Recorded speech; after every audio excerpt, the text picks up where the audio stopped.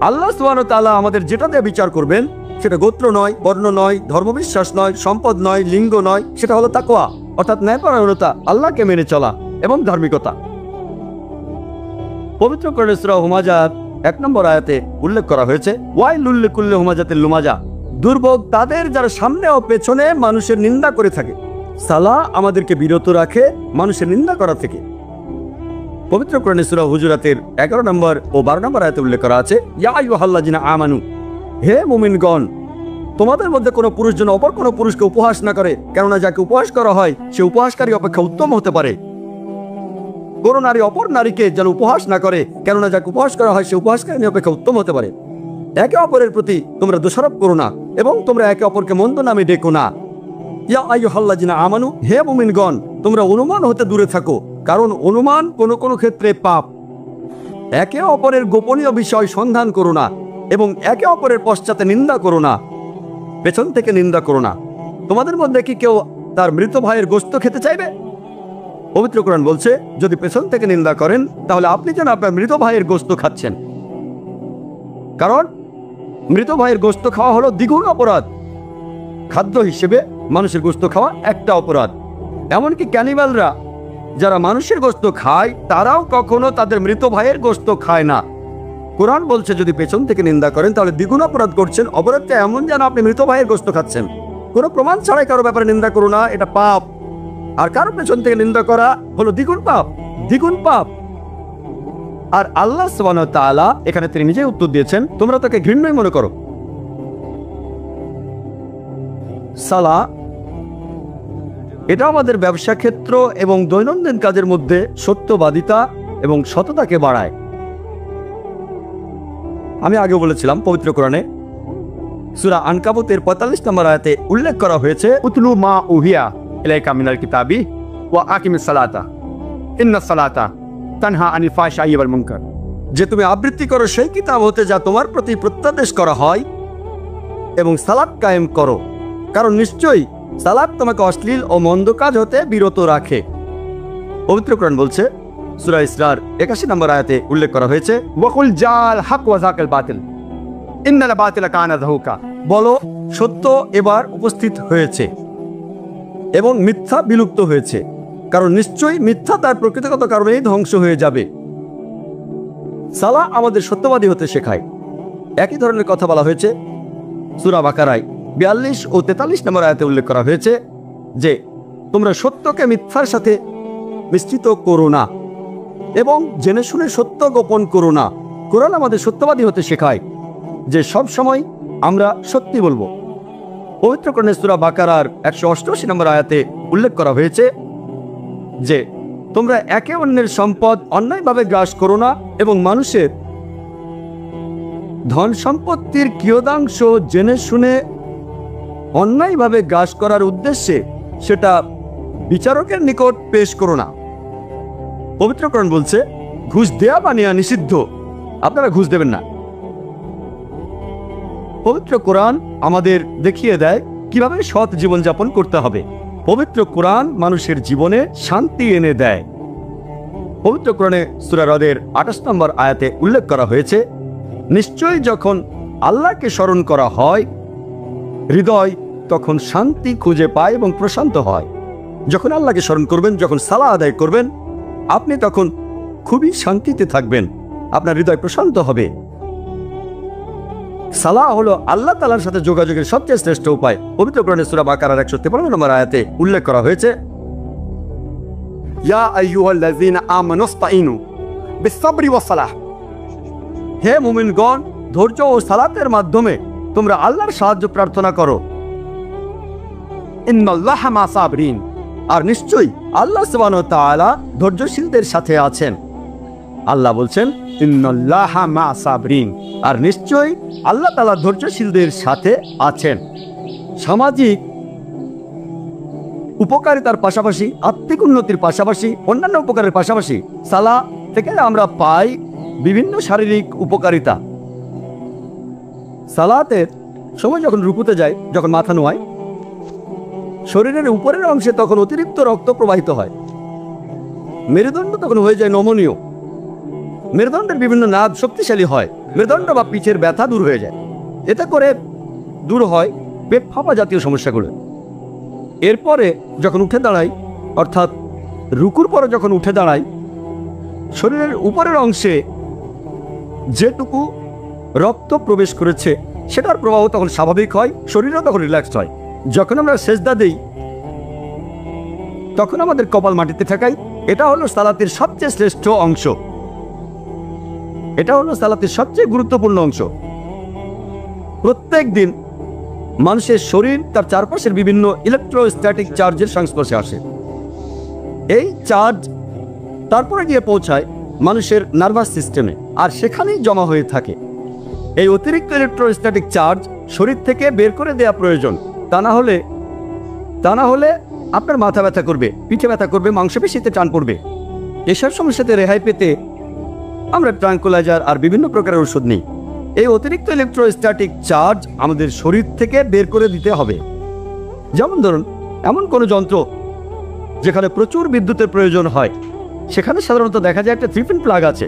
তৃতীয় পিন আর তৃতীয় তারটা মাটিতে চলে যায়, আর্থিং করা হয়। একইভাবে আমরা যখন সিজদায় যাই, আমাদের কপাল মাটিতে ঠেকাই। শরীরের সবচেয়ে শ্রেষ্ঠ অংশ হলো ব্রেইন, আর ব্রেইনের শ্রেষ্ঠ অংশ হলো ফ্রন্টাল লোব, সেটা মাটিতে ঠেকানো হয়। এ সময় অতিরিক্ত ইলেকট্রোস্ট্যাটিক চার্জগুলো মাটিতে চলে যায়। তার মানে এই নয় যে সে সময় কপালের নিচে হাত রাখলে আপনি ইলেকট্রিক শক খাবেন। সিজদার সময় আমরা ফ্রন্টাল লোব মাটিতে ঠেকাই। ব্রেনের যে অংশটা চিন্তা করে সেটা মাথার উপরে থাকে না, সেটা থাকে ফ্রন্টাল লোবে। সেজন্যই আমরা সালাতের মধ্যে সিজদা করি। যখন আমরা সিজদায় যাই তখন আমাদের ব্রেনে অতিরিক্ত রক্ত প্রবাহিত হয়, এতে আমাদের ব্রেনের ক্ষমতা বৃদ্ধি পায়। যখন সিজদা করি তখন আমাদের মুখের চামড়ায় ও ঘাড়ে অতিরিক্ত রক্ত প্রবাহিত হয়, এতে আমাদের মুখমণ্ডলে রক্ত প্রবাহের মাত্রা বেড়ে যায়। এটা শীতকালে আমাদের জন্য খুবই উপকারী। বিভিন্ন অসুখ থেকে বাঁচতে পারি, যেমন ফাইব্রোসাইটিস ও চিলব্লেন। যখন সিজদা করি তখন প্যারানাইজাল সাইনাসের ড্রেনেজ তৈরি হয়, এতে করে সাইনোসাইটিসের সম্ভাবনা কমে যায়, যেটা হলো সাইনাসের প্রদাহ। সারাদিন আমরা সাধারণত সোজা হয়ে দাঁড়িয়ে থাকি, আর ম্যাক্সিলারি সাইনাস, এটা ড্রেনেজ থাকে শরীরের উপরের অংশে। আমরা সারাদিন সোজা হয়ে দাঁড়িয়ে থাকি বলে এর চলাচল হয় না। সেজন্য যখন সিজদায় যায়, ব্যাপারটা অনেকটা এমন যে একটা ভরা পাত্র উল্টে দিলাম, এতে করে ম্যাক্সিলারি সাইনাসের ড্রেনেজটা হয়। এছাড়াও এতে করে আমাদের শরীরের ড্রেনেজ তৈরি হয় ফ্রন্টাল সাইনাসের, এথমোডিয়াল সাইনাসের এবং স্পেনোডিয়াল সাইনাসের। এতে করে সাইনোসাইটিস হওয়ার সম্ভাবনা কমে যায়। অথবা সাইনোসাইটিস যদি থেকেও থাকে, এটা তার প্রাকৃতিক চিকিৎসা। এছাড়াও সিজদা তাদের জন্য প্রাকৃতিক চিকিৎসা। যেসব মানুষ ব্রঙ্কাইটিস রোগে ভুগে থাকেন, এতে করে ব্রঙ্কিল ট্রি দিয়ে রস মিশ্রিত হতে পারে। সিজদার কারণে ব্রঙ্কিল ট্রিতে রস জমা হয়ে থাকতে পারে না, এতে করে বিভিন্ন পালমোনারি অসুখের চিকিৎসা করা যায়, যেখানে আমাদের শরীরে রস জমা হয়।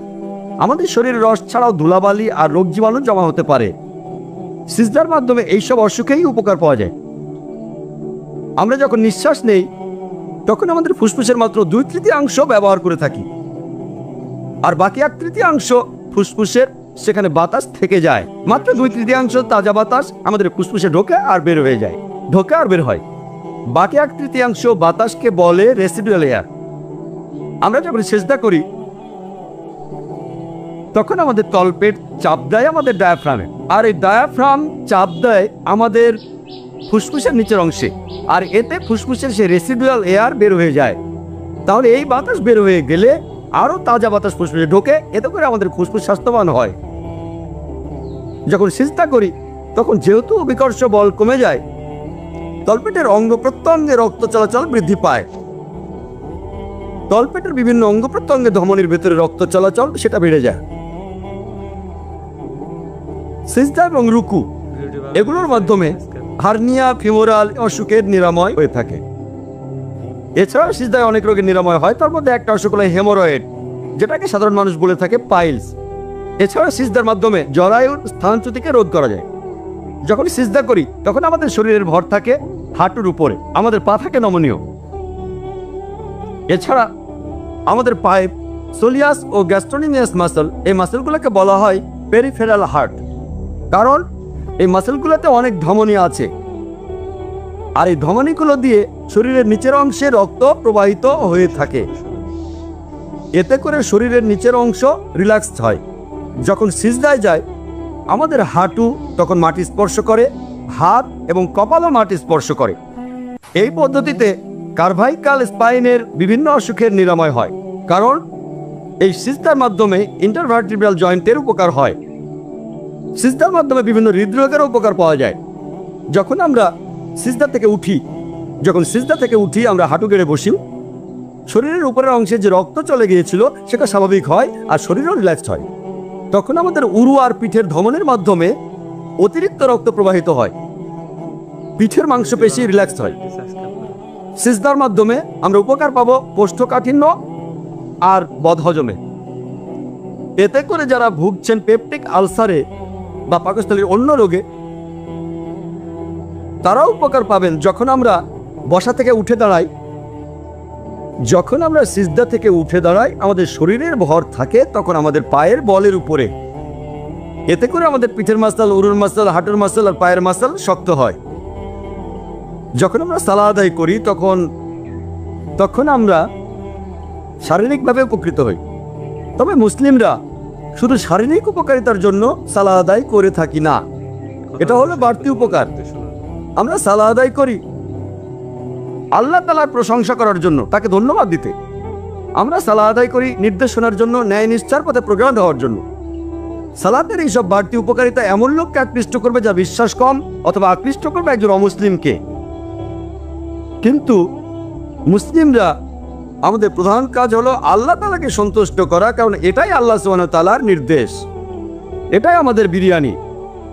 কিছু মানুষ আছে যারা হয়তো বলবে যে আমরা কিছু মুসলিমকে দেখি যারা প্রত্যেকদিন 5 ওয়াক্ত নামাজ পড়ে, কিন্তু তারপরও তারা ঠকায়, তারা সৎ না, তারা ন্যায়পরায়ণ লোক না। তাহলে আপনি কিভাবে বললেন যে সালাহ হলো ন্যায়পরায়ণতার প্রোগ্রামিং? আমরা জানি কিছু মুসলিম 5 ওয়াক্ত নামাজ পড়েন প্রত্যেক দিন, তারপরেও তারা ন্যায়নিষ্ঠ নন। এই প্রশ্নের উত্তরটা অনুষ্ঠানের শুরুতেই আমাদের কারি দিয়েছিলেন। তিনি তেলাওয়াত করেছিলেন পবিত্র কোরআনের সূরা মুমিনুনের 1 ও 2 আয়াত, যেখানে উল্লেখ করা হয়েছে কাদ আফলাহাল মুমিনুন আল্লাযীনা হুম ফি সালাতিহিম খাশিউন। অবশ্যই সফলকাম হয়েছে মুমিনগণ, যারা সালাত আদায় করে নম্রভাবে ও মনোযোগের সাথে। মুসলিমদের জন্য এটা আবশ্যক যে প্রত্যেক দিন 5 বার সালাত আদায় করবে, অন্য কোনো সুযোগ নেই। এমনকি যখন ভ্রমণ করবে তখন সালাত আদায় করবে। কিন্তু আল্লাহ সুবহানাহু ওয়া তাআলা কিছু কিছু ব্যাপারে ছাড় দিয়েছেন। আর সূরা নিসায় আল্লাহ বলেছেন 101 নম্বর আয়াতে উল্লেখ করা হয়েছে, তোমরা যখন দেশে বিদেশে সফর করবে তখন সালাত সংক্ষিপ্ত করলে তোমাদের কোনো দোষ নেই। তোমরা যখন সফর করবে তখন তোমাদের সালাত সংক্ষিপ্ত করতে পারবে। জোহর, আসর আর এশার 4 রাকাতের বদলে 2 রাকাত আদায় করতে পারবে। জোহর আর আসরের সালাত একসাথে আদায় করতে পারবে। মাগরিব আর এশার সালাও একসাথে আদায় করতে পারবে। এই সুবিধাটুকু দেওয়া হয়েছে। সালাত না আদায় করার পক্ষে কোনো অজুহাত নেই। এমনকি যখন যুদ্ধক্ষেত্রে থাকবেন তখনও সালাত আদায় করবেন। আল্লাহ সুবহানাহু ওয়া তাআলা আমাদের বলেছেন কিভাবে যুদ্ধক্ষেত্রে সালাত আদায় করতে হবে। পবিত্র কোরআনের সূরা নিসার 102 নম্বর আয়াতে উল্লেখ করা হয়েছে যে হে রাসূল, তুমি যখন যুদ্ধক্ষেত্রে সালাত আদায় করবে তোমাদের মধ্যে একটা দল যেন তোমার সাথে সালাতে দাঁড়ায় এবং সশস্ত্র থাকে, আর তাদের সালাত শেষ হলে তারা যেন পিছনে অবস্থান করে এবং অপর দলকে সালাত আদায়ের সুযোগ দেয়।